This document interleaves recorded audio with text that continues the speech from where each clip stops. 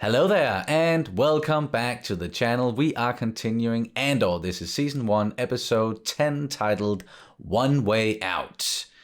And just from what we've seen in the previous episodes, what we've talked about, we're very much expecting a prison break, jail break sort of thing here. And with that title, it certainly points in that direction, because that's a prison break title if I've ever heard one, One Way Out. And thankfully we have Kino Loy. He's on Andor's side now, I guess you could say, after the information that they learned at the end of the previous episodes.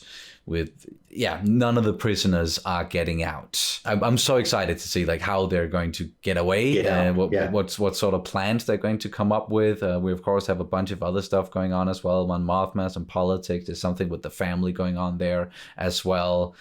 We also have the ISB cracking down, and it seems like what they're doing right now, they are on the trail of a certain person, a rebel, Krieger.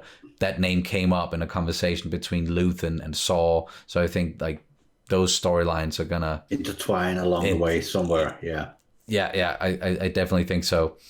And then the people on Ferrix not doing so well. We saw some absolutely horrible torture shit going on with the screams of children. Wow, that was screams from children dying. So very Empire in that approach as well.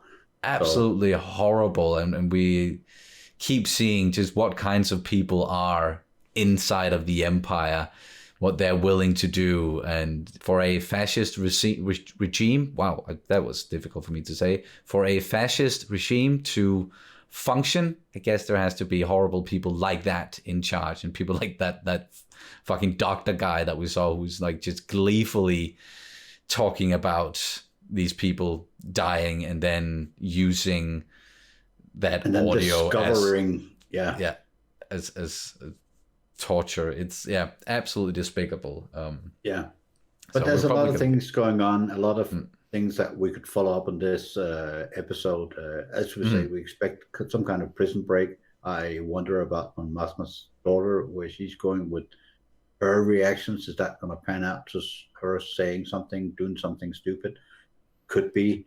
Dedra and Cyril, will he sort of get back into the game because he is in line with Dedra's line of thought and so on. So there's a lot of very exciting things, and we've been discussing during the week and theorized a lot, and probably wrong about most of it, but still it's fun to talk about.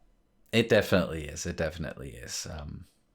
But I think we're pretty much just going to jump into it. But before we do, I do want to ask you guys to please subscribe to the channel if you haven't already. Like, comment, all that good stuff. Check out the Patreon page where we have full-length reactions. You can sync up the video with your own copy of the episode. There's some other Patreon exclusive stuff over there as well, and some exciting things to come in the future. I've also started streaming on Twitch again, playing God of War Ragnarok, which I've really enjoying that. So there's a bunch of links down in the description below. Just check it all out.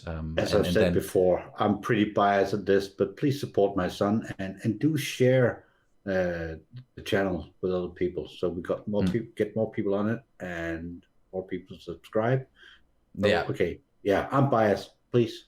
It's not something that we do a lot. Of course, I always ask you guys to subscribe and check out the Patreon, but in the last video, we were almost begging people to do that because the channel is kind of in a standstill at the moment. Not a lot is happening subscribers wise, and on Patreon, it's not, it could be better. So, and it helped out a little bit. So I guess we're just going to swallow our pride and beg you guys again to please subscribe and check out the Patreon if you haven't already. Spread the word and share with other people. Talk about it. That helps definitely a lot. Thank you so much. Keeps the channel alive, and again, the best way to do that, the best way possible, is to support the channel on Patreon, however you can. So, yes, with that out of the way, are you ready? I've been ready for a week, so yeah. All right, then let's do this. Here we go.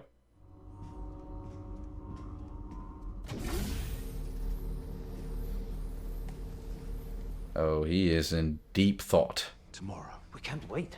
We'll never have a better chance. You sound insane. No, listen to me. They don't have enough guards, and they know it. They're afraid. Right now, they're afraid. Afraid? Afraid of what? They just killed 100 men to keep them quiet. What would you call that? They'll replace Olaf tomorrow. That might not happen again until it's too late.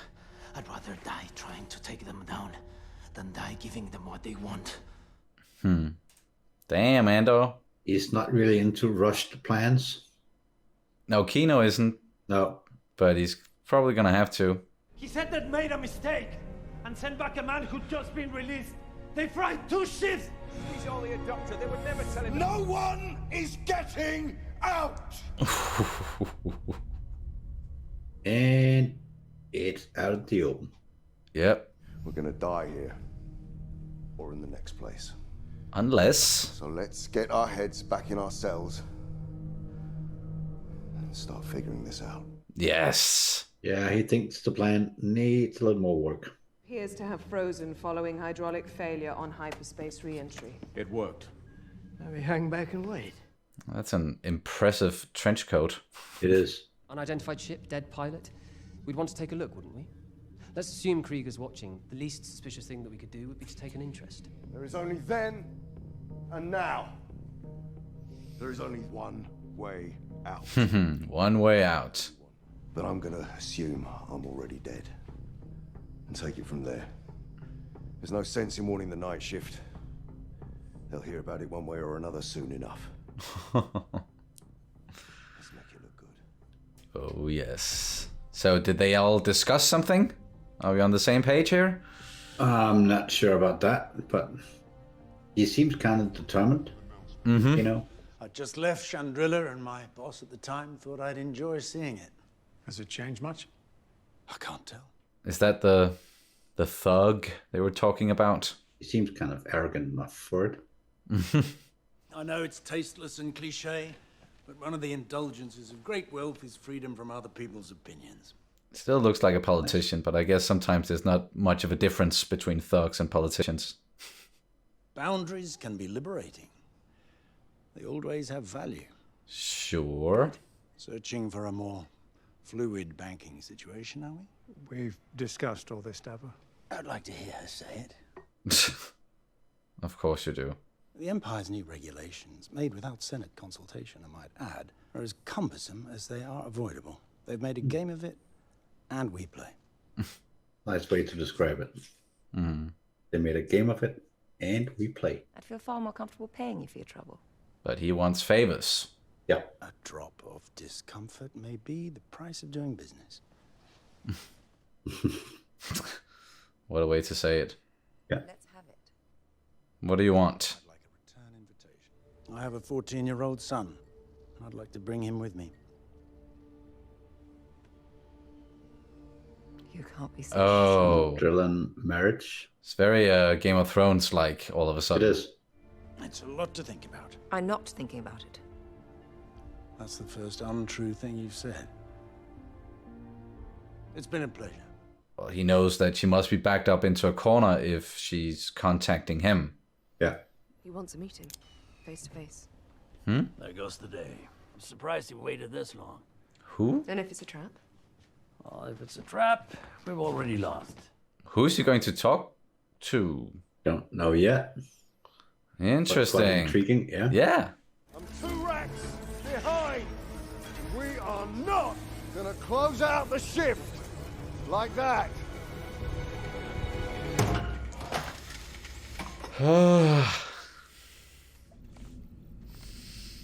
Looks good.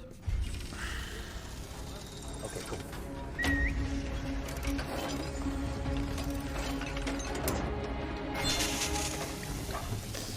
There we go. Is it just the water or? Probably. Water and electricity.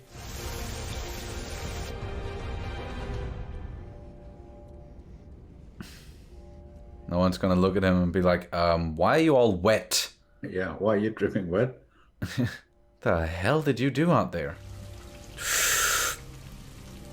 Lift engaged. Would you say to me? I said nothing. I mean, if you want to say something, you should say it now. You start. That's how you're gonna play it? What's that? No!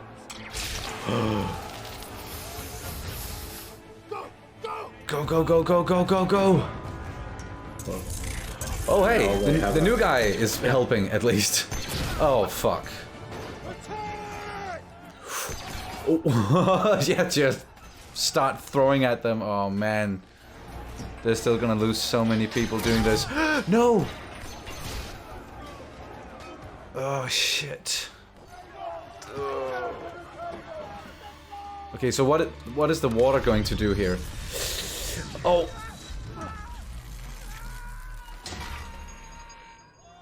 Oh, okay. It's short-circuited, yeah. We have a situation on 5-2D. Repeat, we have a situation. I'll take Come on, Andor. Yeah, get one of those blasters. You're just sitting ducks. Oh, no. Shit. Come on. Yes. Ooh. Cool. No fucking mercy. Why would you at this point? No, they hadn't really been all that merciful against the prisoners, so...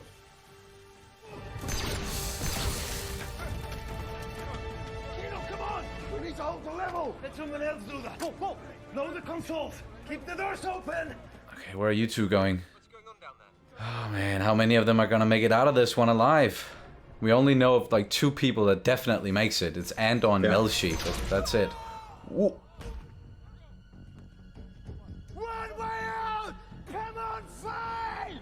Now we got a full-on prison break. Burn a firewall around it. Try the whole level. Make the epicenter 5-2. Too late. You shouldn't be here. Turn it off. That could mean so many things. I'll turn it off. Yeah. I'll turn it off. Move! On program! Now! That probably felt good to say. All yours. Yeah. Come on, man. Peace for the people. Yes. My name is Kino Loy. I'm the day shift manager on level 5. His voice is so great on the speakers. How long we hang on, how far we get, how many of us make it out, all of that is now up to us. We have deactivated every floor in the facility. All the floors are cold. Wherever you are, right now, get up. They don't have enough guards, and they know it. We will never have a better chance than this, and I would rather die trying to take them down than giving them what they want. Exactly. We know there is one way out. Right now. The building is ours. You need to run, climb, kill. Run, climb, kill. You see someone who's confused, someone who's lost. You get them moving and you keep them moving until we put this place behind us. Fuck yes.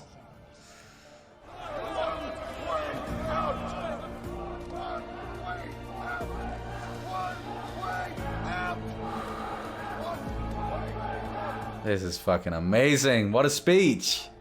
Full-on Caesar moment. Those 2 guys just want to go hide somewhere. Yeah. Oh, they're hiding. Yeah, wouldn't you? Well, yeah. But I'm still afraid of what's going to happen. Because now they made it to this point. And it's just, yeah, okay, fuck it. Jump, swim, get away. Can't swim? Yeah, that's it. No. What? Can't swim. Jump. You'll learn along the way. I don't know if...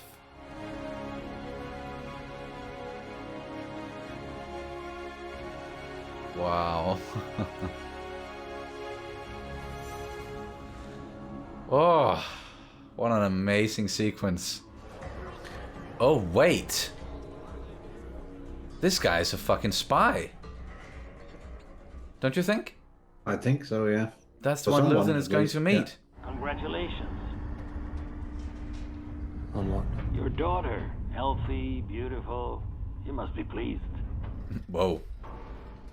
We know that there's a raid planned on the power station at Spellhouse. If Krieger attacks, they'll be waiting. And if he doesn't, they'll know something's amiss. They'll be slaughtered. It's 50 men. You're worth more than that. You have to warn them. Dude. Those are some brutal fucking tactics, my man. I can't do this anymore. I'm a father now. I had no idea how it would feel. A little late for that. I've been working my way through there for 6 years. Working my way up. Alone. Wow.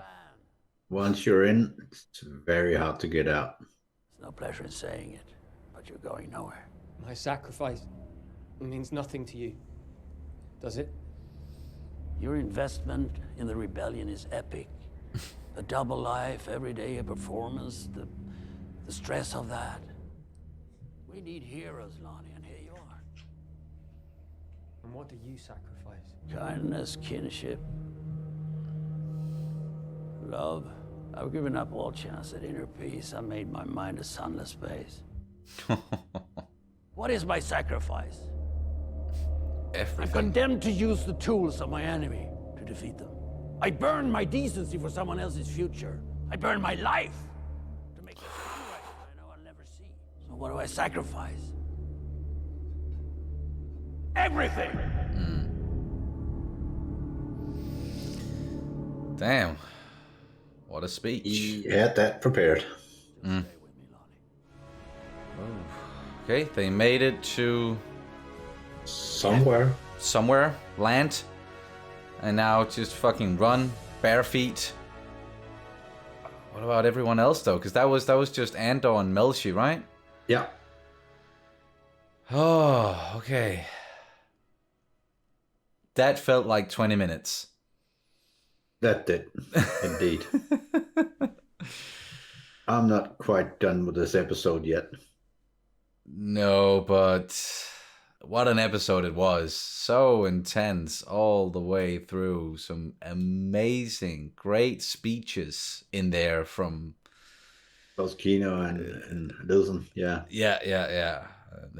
Those two actors in general, Stellan Skarsgård and Andy Serkis, they are pretty damn amazing, and they're really just giving it their all in this series with their performances. And now we have 2 episodes left after this. This was the end of this 3-episode arc, and ended on a prison break that was so well done, as expected. But I love the way that it played out, and how it was all about getting the rest of the prisoners on board and just acting quickly, shutting down systems, and then getting Kino to a position where he could talk to the rest of them and give this rousing speech. And then it was just, get the fuck out of here. And I also liked that the guards in this place, they weren't necessarily stupid, because they knew, and that's also what they said and what Kino said, that you're outnumbered now. Like you don't have enough people to stop us, no matter what. So the security guards, they would basically just be sacrificing themselves if they were to try and stop the prisoners. Yeah, we would lose a lot more of the people trying to escape, but what would they gain themselves? And I like that there was some preservation in there, because that's not always the case when we see in Star Wars and just see stormtroopers running towards their death, and they see a Jedi or something just deflecting blaster balls and taking out everyone around them, and they're just like, I'm gonna run at that person. Dude, what? At the same time, show that the whole speech from Kino was addressed to not only the prisoners, but it was also addressed to the guards. We have 5,000 now. Run upwards and kill. And the smart prison guard will go, well, we are less than 5,000. Let's go hide. Yeah, so, let's go hide. We can't stop this right now. I'm sure they're thinking they can chase down everyone who escaped later on or something, and live to fight another day. They're gonna make an effort to do that. I'm sure, but I'm so afraid of, like, what if Kino just drowned and we never get to see him again or hear from him again, and that was just it, and that was just, you know, a subtle way of telling us that he made it out and he definitely played his part, but it was a case of rather die than staying here and giving them what they want. And even though he got out, he couldn't get all the way out, and he just ended up drowning because he couldn't swim. Yeah. A simple thing as either that. way. Yeah, I'm not sure for that to happen. Yeah, I'm not sure. I mean, they put too much into that character. Not only the actor itself told me that there got to be more, and he should go out in some kind of more significant way than just drowning off screen. Yeah. Yeah, but that could also be like the sad, you know, realism of things here. Just hitting us as viewers, that even a character like this, who's played by such an amazing actor and you know, did what he did here towards the end and rousing everyone. Even a character like that, like, he doesn't get a heroic death necessarily. No. It could have an impact, but again, I hope that's not what happened. I hope we do get to see him again, get to see some of the other prisoners. We're under the influence of our wanting to see him again in some way in this series somewhere, somehow, playing some kind of extra little part, going out a little bit more heroic, or maybe a little more, maybe. a little more significant way of dying than just I can't swim and fade off to the next screen. I mean, that didn't quite do it for me. Yeah, no, we'll see how how they proceed with that character, if there is more to come. But again, Andor, Melshi, we saw them running. I'm pretty sure it was Melshi running next to Andor, and we do know that they make it to Rogue One because they're in that movie. Where they then both of them die. I'm pretty sure Melshi dies as well on Scarif. Like, everyone who was on Scarif, they die. I'm certain that's the case. Unfortunately, a brilliant way of putting them together. I mean, together in this prison break will make them sort of trust each other, and they'll probably stay together from now on, or intertwine their stories somewhere along the way, because now they know each other. So it makes sense then for Rogue One. Yeah, it does. And everything is also building on Andor's character, as we've talked about several times, that for him to become the man that he is in Rogue One, a lot had to happen, and we're seeing that unfold, and we're seeing how he's coming face to face with the injustices of the galaxy, what the Empire is doing, and that there is no escape. You have to fight. To get out of this, and not just for yourself, but everyone around you, be it in a prison or like in the entire galaxy. There's one way out. You have to fight. And I think he's going to apply that to his life going forward, and that's why he's going to become such a believer in the Rebel Alliance, in their struggle. So I really like the themes that they're playing with there, and how it's all building. Building his character. And he'll sort of connect the dots and go, well, there's one way out of this prison. This gotta escape or die. And when he sort of transformed that into how to fight the Empire, there's only really one way to sort of try to beat them or die. So it becomes very black and white at the same time, which is not always what's the case. So no, but in this world, in this galaxy, and we see that time and time again with you know, people fighting the good fight, and they might have to sacrifice themselves, but they're doing that for the greater good. And that's also something that came up a lot towards the end, and we got a little reveal there with, his name was Lonnie, the guy who was actually inside of the ISB. And I do, now that I think about it, remember someone, not sure who it was, but someone saying that actor looked like someone who was perhaps also in Rogue One, but on the rebel side of things. Oh, I could be wrong. I could be wrong. Might have been someone else. But I've at least had that in the back of my mind, and then it sort of disappeared again. And now, like when we saw him walking through the streets and being all secretive, I was like, okay, yeah, well, he has to be a spy. That's of course who Luthen is meeting up with. And then we got the whole explanation about him kind of like working his way up through the ISB for about 6 years. Now he's gotten to a point where he actually became a father, and that changed something inside of him. And I can definitely understand that. That will change everything about your life and your outlook flip it around on life, becoming a parent. So I get that. And he just wanted to give Luthen the information, and then he wanted an out. But that's not what Luthen wants. And that was another like great, very effective speech there in a very different way than what we got from Andy Serkis, but still some great speeches in there. I mean, the speech from Luthen was on point.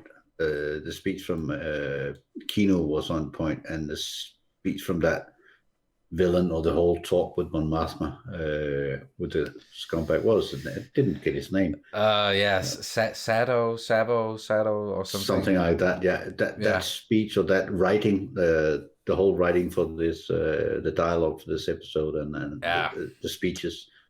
Yeah, it was very nice and very on point. Freaking amazing, and like there's so much that's being said, and then there's a lot of stuff between the lines that's not, that's kind of unsaid, but it's there.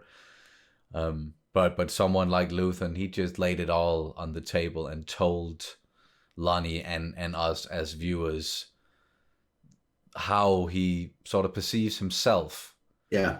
I mean, a lot of it is known to us, more or less. We know all about it, but the way it's been served to us in this this series and this episode it's very nice. Of course, the ISB and spies, that makes sense, but of course rebel and spies, you got to have some, so that also makes sense. And the whole, well, you're in it, so you can't really get out, you have to play your part. And also how Luthen, he's sort of given up his own humanity and his empathy. He's given up everything.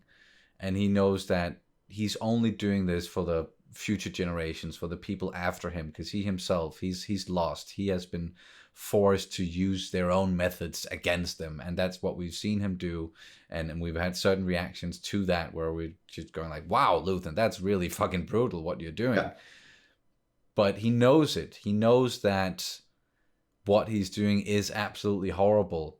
And what he's saying and how he's pushing the Empire to tighten their grip on the galaxies so that people will rise up. And he's willing to just, for example, sacrifice Anto Krieger and 50 men just so that Lonnie will live and he can keep on giving him information and they can keep this going. Yep, he's willing to make these plays and these sacrifices where, like, we've seen other heroic characters that probably won't go that far. He is willing to. Yeah. Once again, we're met with the question: does the end justify the means? And at some point, you can't help ending up going, no, no. I mean, the whole shifting in your own mind. Well, I really want to root for the rebels, and well, he's doing something good for the rebels, but at what cost? Is that okay? Yeah, it's no. I mean, the whole shifting between. I like that because it makes me think about it and. Well, it's great. It's an interesting discussion to have, and it's very clear when you see the like differences between Luthen and someone like Mon Mothma, who's not willing to, like, she was willing to go a little bit further and meet with someone like this thug gangster guy who showed up looking like a politician with a bunch of veiled threats and whatnot. Willing to at least talk to him, but what he wanted, that's not something that she's willing to do, even though she's gonna probably have to think about it, and she is backed up into a corner. But at least her character and how she's behaving in these situations is very different from someone like Luthen. So we're seeing two different people, like leaders inside of the rebellion, but doing things in different ways. And we know that in the end, she's gonna be more successful in the way that she's doing things, because she's actually the one who's going to get the Rebel Alliance together. But she's still struggling with her moral boundaries. I mean, yes. He suggests that, well, let's marry your son and your daughter and my son. That's like, no, that's a moral boundary I'm not gonna pass. Yeah, I'm not gonna cross that. Yeah, not gonna cross that. And Luthen sort of made up his mind. There is, I'm gonna give them what they give us, more or less. So it's really a fun discussion, and difficult. It's really interesting to see just how different some of these characters are, and how they get to where we see them in the future, at least, the ones that we know are playing a big part of the Rebel Alliance and whatnot further down the line. But once again, a very well-written story, and tense, sitting on the edge of the chair during this one, even though there's these kind of long speeches along the way, but they made sense and very well-written. And we're probably going to be discussing this during the week until we get to the next one. I don't know where it's going now, what's the last arc or the last two episodes going to be all about, but that's going to be interesting, because there are only 2 left, so no more 3-episode arcs, and I think it's the same director as the one who directed episode 7, and that was kind of like an in-between episode, but still one that we've of course really enjoyed, and whatever's going to happen, it's going to lead us into season 2. And I'm still curious to see if we're going to see someone like K2SO at the end of this one, or not until season 2, and maybe at the beginning of season 2 or during season 2. But that's not, the most important thing right now. I'm just going to, let this story play out, because I love the way that they're telling it. I like not knowing exactly what we're going to get next episode. We can, of course, guess from here till freaking Wednesday, and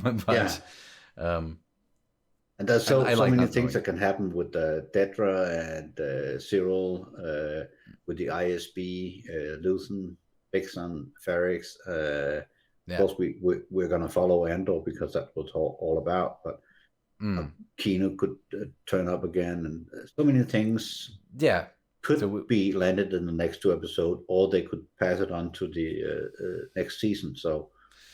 Exactly. Great. We did get the prison break and sort of the end of that. Now they're on the run, so that has sort of been wrapped up a little bit in this episode. But they still also set up a lot of other things. We saw some stuff on Ferrix and with this doctor, with Marva, and then everything that's going on with this Anto Krieger, how the ISB, they're approaching that situation. So like unfinished business that we're probably gonna get more of in the next couple of episodes, coupled with whatever the fuck Andor and Melshi they're going to do when they're just running barefoot on that planet on Nakina 5. So good stuff as per usual. I freaking love this episode. I love this series. I love this episode. I love the series overall. Next time, I don't like we talked about already that don't know exactly when we're going to be able to watch episode 11. We'll figure that one out, because you've got some long days work-wise. I'm going to find a spot somewhere and try to set up with a computer and a camera and see what we can do.